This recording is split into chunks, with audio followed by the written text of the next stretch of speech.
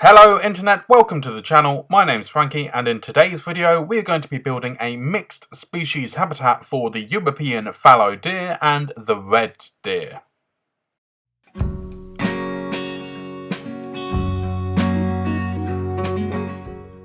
So we are over in our temperate hills, continuing that theme of temperate biome animals, and we're going to be building for two species of deer. Now, I've already marked out where the habitats are going to be. I've marked out a few at this point because I have some plans for certain animals I want in this zoo.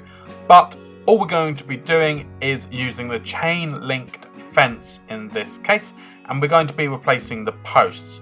I don't want it to look too fancy. These are pretty simple animals to contain, so going with what looks like a fairly simple fence, and that is the chain-linked fence. And then we're going to use some decorative kind of building materials just to replace the posts in the middle.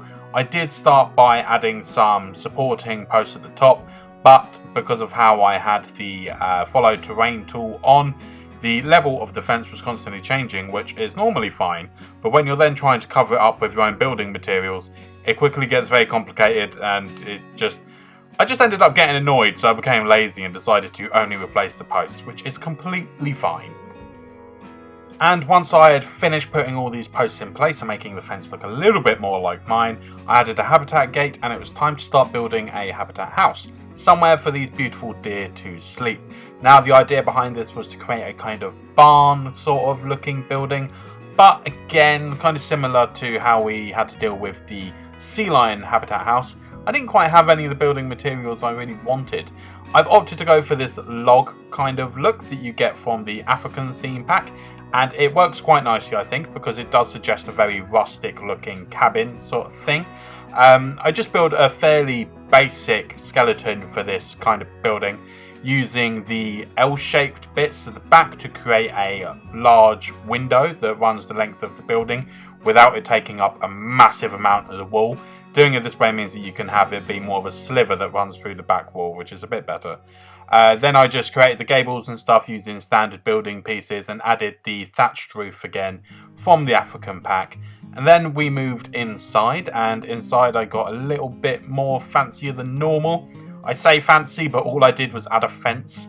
I added some metal fencing to these little compartments that I thought would be kind of cool to keep reserved for the animals to sleep in. We will add our hay bedding in there, and that's where the animals will be going for nights. We'll also add 2 water troughs at the back, just to make it look a bit more like an actual animal house that you would find in a zoo. I find that quite often I make these houses look quite, I don't know, they don't look very realistic in terms of what you would find in an actual zoo. They just look nice, which is fine, but they need to have that function as well. At least in my opinion. For my zoos, I want them to have that function, but for you, do not worry about it. Do what you want, make it look pretty, it's all okay. So yeah, overall, it's kind of a basic build for this habitat house, but that's not what we're going to focus on really for this habitat. For this habitat, it's all going to be about my favourite thing, and that's making it look pretty with plants. And whilst I was building this habitat house, the deer actually arrived in their habitat just to wander about this empty enclosure, just looking at how barren the land is. I'm sorry guys.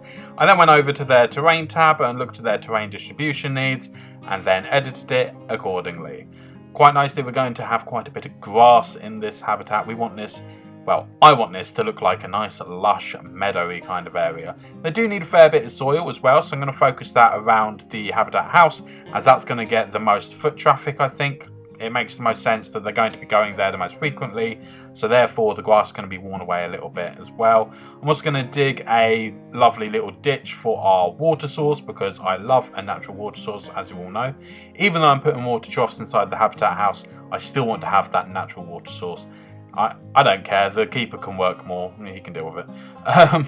Then I'm just going to put loads of the grass all over the place to make it look nice and lush and full before I plaster this habitat with plants. But before we can add our plants, we need to add the enrichment items and the food tray and such. The reason I do this first is because I like to have these large items in place so that we can work the scenery around it. It's always a bit more difficult to get a really nice setup, all the trees and rocks in place you really like, and then find that there's actually no room to place your enrichment items and your food troughs and stuff. It's quite demoralising doing it that way. So get ahead of the curve and do it like beforehand, and then you're not going to be surprised by anything. So I'm going to place 2 feeders because this is going to be quite high in numbers in this habitat. I don't know at this point, but later on I find out that these guys mate like crazy. There are babies going all the time. So yeah, having multiple feeders is especially useful in this case. Now, as per usual, it's time to cover this habitat entirely with plants. And something I'm kind of proud of myself for this time is with the hanging grazer feeder that you can see in front of the stag deer. It's like a leather cube kind of hanging from an L-shaped woody bracket. That's an outstanding description. I hope you enjoyed that. On top of that, I place a tree so that it looks like the main post of it is hidden inside the tree, and therefore it just kind of looks like the arms coming off the tree and hanging in the basket there, like it's been built into the tree rather than a standalone item. And the animals can still use it, so it's actually a really cool way of hiding it and making it look a bit more natural. So you can take that little tip for free and use it in your own zoos. As I did with the sea lion habitat, I'm going to be placing the much larger trees at the edges of the habitat around the back, just to kind of suggest that the rest of this area is still pretty wild, and to help to suggest that the habitat goes back further than it actually does. This is a technique that is often used in things like fish tanks and what's the word for where you keep lizards and stuff? It's not... For some reason I'm thinking aquarium, but I know that's the fish tanks.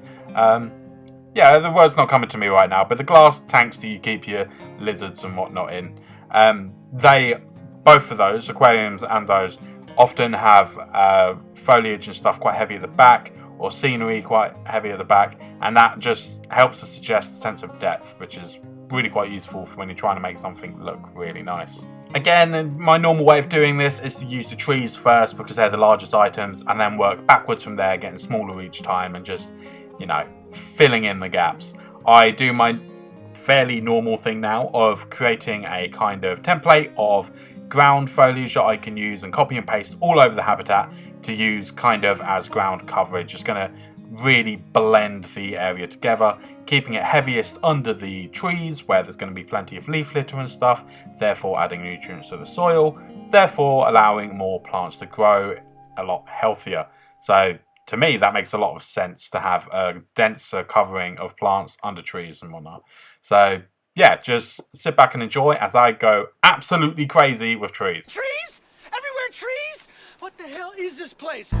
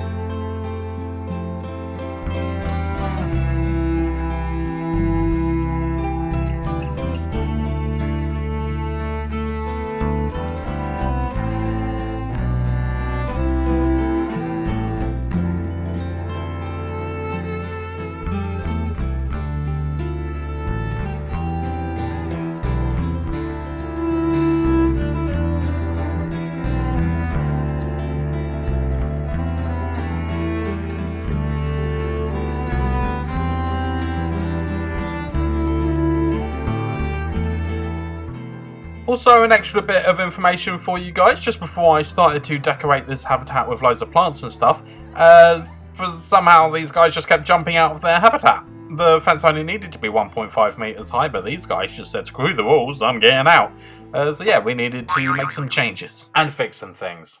Out in the wall, eh? Okay, now you're talking my language. I know this game.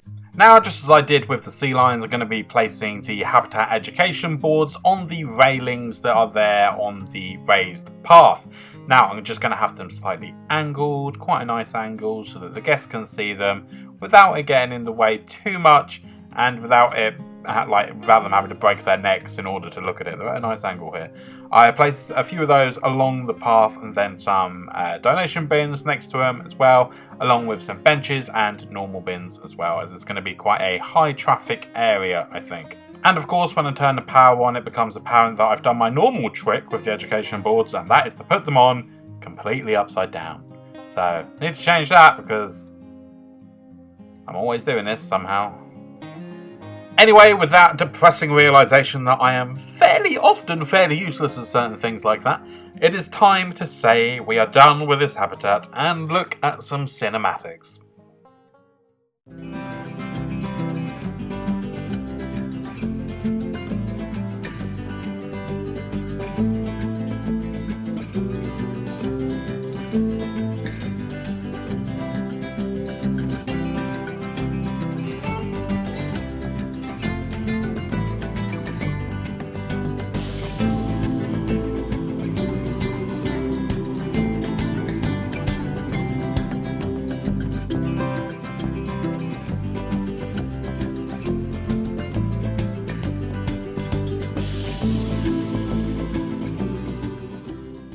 Thank you so much for having stuck around and watched this video. If you enjoyed it, please consider giving it a thumbs up and maybe subscribing to the channel to see more videos in Floki's Wildlife Park series.